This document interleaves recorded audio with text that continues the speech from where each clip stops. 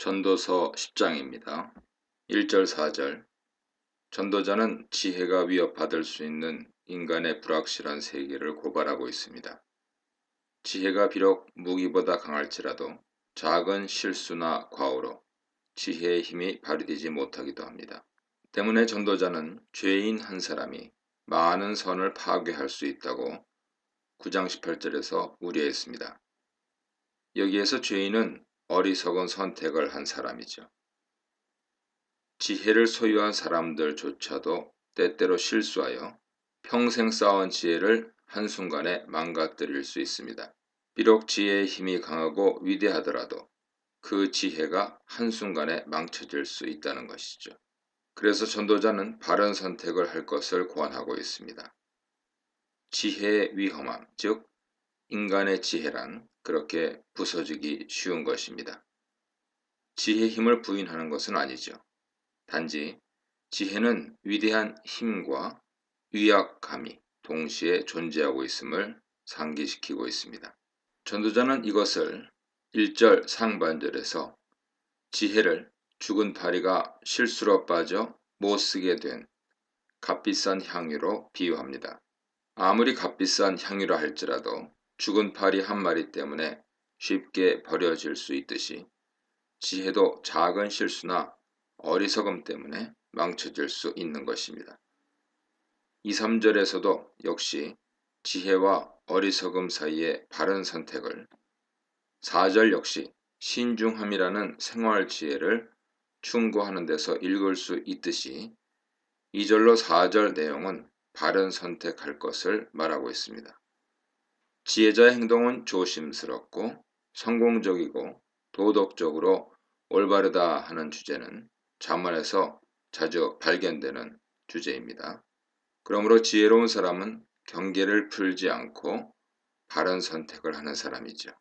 파리가 향유에 빠지지 않도록 조심스레 행동해야 하는 것처럼 일상생활에서 지혜로운 사람은 바른 선택을 하며 살아야 합니다. 5절 7절입니다.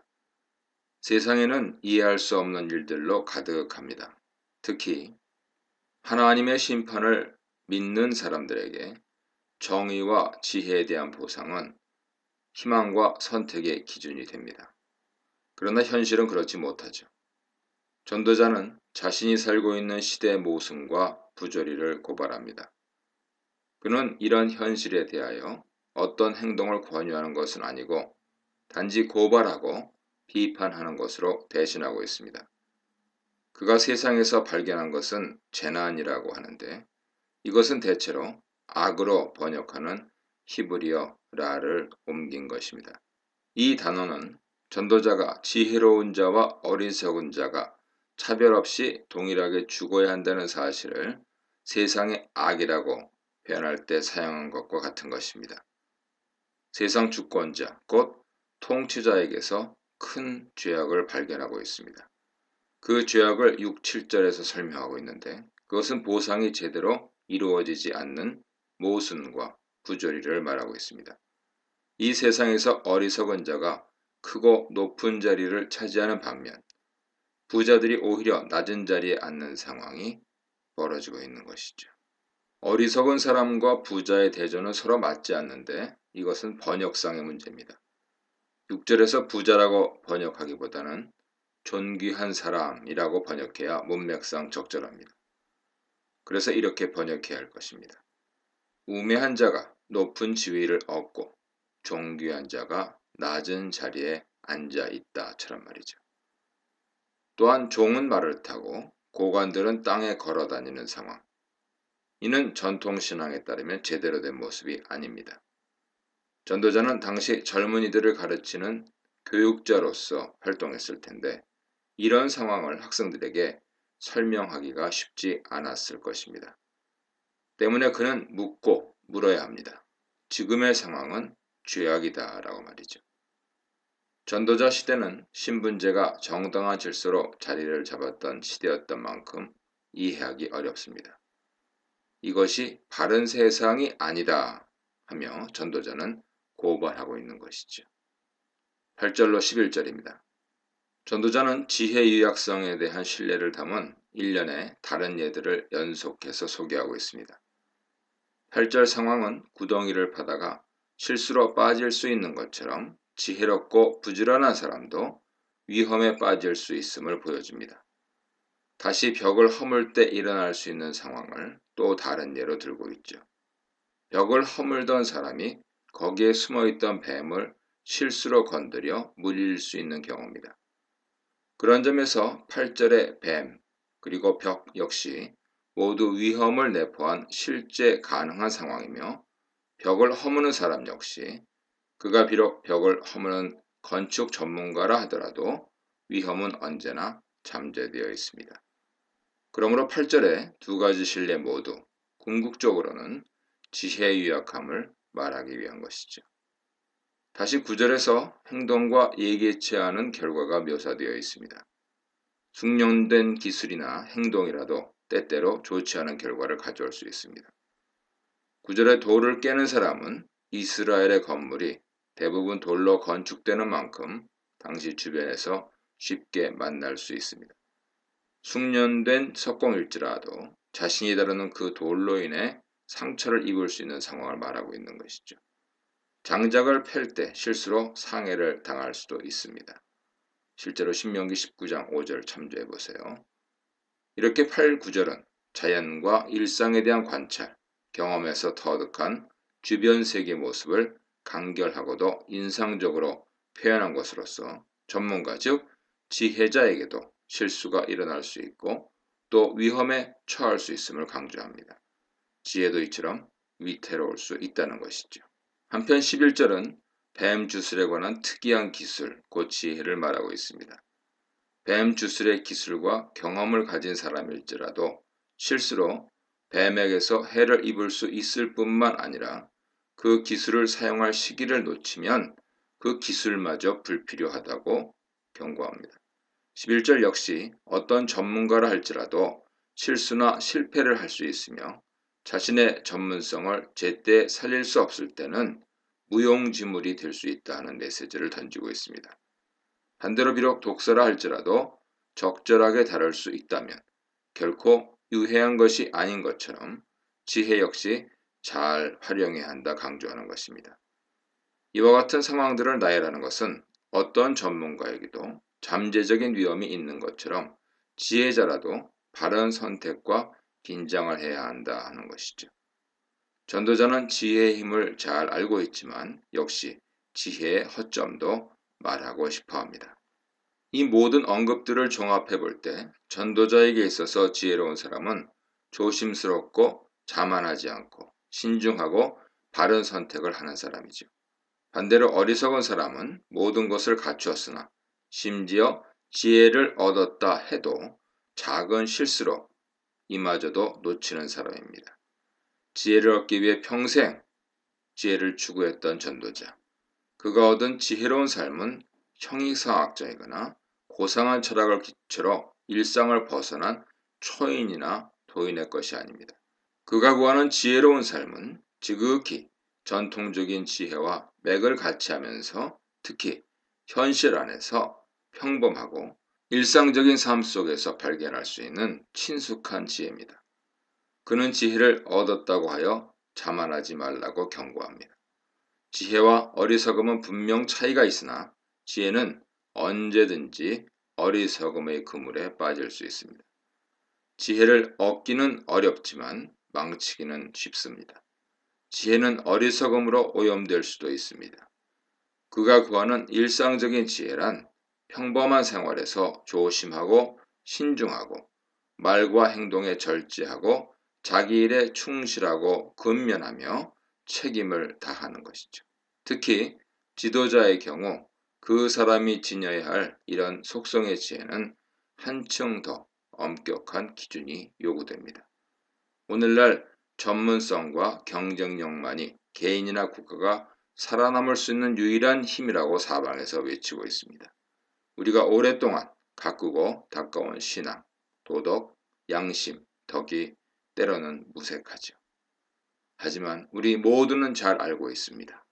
하나님 없는 풍요, 지혜 없는 지성, 도덕 없는 경쟁력이 가져올 끔찍한 결과가 어떠한 것인지 말이죠. 전도자가 본문에서 요구하고 있는 평범한 기독교의 지혜와 기독교의 윤리가 새롭게 우리 모두에게, 모든 교회에 긴급하게 요청됩니다. 이런 점에서 전도자는 참 지혜자인 것입니다. 이 문단에서는 어리석음의 영향력, 어리석은 지도자의 영향력, 지혜의 영향력에 대해 묵상해 보시기 바랍니다. 12절로 15절 그리고 20절입니다.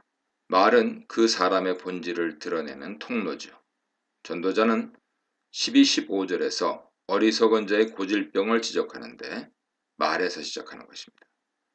12절에서 반이 평행법을 사용해서 두 부류 사람이 무엇이 다른지 설명합니다. 지혜로운 사람은 말 때문에 다른 사람의 호감이나 덕을 보지만 어리석은 자는 자신의 말 때문에 망신을 당하게 됩니다. 지혜로운 자는 적절하고 유익한 말을 남기지만 어리석은 자는 자기 파괴적인 방식으로 말을 이끌어갑니다. 이것은 전통 지혜 관점이 그대로 반영된 것이죠. 어리석은 자는 말의 실수로 일어나는 여러 과오를 일으킵니다. 어리석은 자들은 어리석은 것을 말할 뿐만 아니라 어리석음으로 시작해서 미친 짓으로 끝난다고 합니다. 자기 말에 자신이 삼켜집니다. 이들은 너무 많이 오랫동안 말할 뿐만 아니라 근거 없이 말하죠. 저들은 본인도 알지 못하는 말을 합니다. 자칭 지혜롭다고 하지만 미래에 무슨 일이 일어날지 모릅니다. 어리석은 자의 수고는 스스로를 지치게 만들 뿐이죠. 심지어 본인이 사는 동네도 찾지 못한다며 어리석은 자를 조소합니다. 어리석은 자의 미끈한 말과는 달리 내용 없이 쏟아내는 말과 무지한 말을 꼬집고 있습니다. 지금도 말 때문에 곤욕을 치른 이들이 너무도 많죠. 말은 인간 내면이 구체화되고 형상화된 것으로서 발설자의 인격 자체라고 말할 수 있습니다. 신중한 말의 중요함이 20절에서 익숙한 속담으로 강조됩니다. 낱말은 새가 듣고 반말은 쥐가 듣는다 하는 우리나라 속담과 유사하죠. 말을 조심해야 한다는 교훈이 신약 성경에도 많이 언급되고 있습니다. 야고보서 1장, 3장, 요한일서 3장 참조하세요.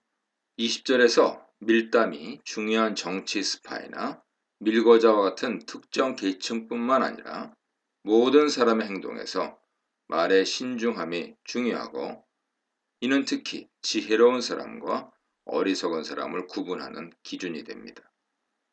이렇게 혀, 곧 말의 절제와 신중함을 강조하는 것은 역시 지혜와 어리석음을 구분하는 기준이 되기 때문입니다.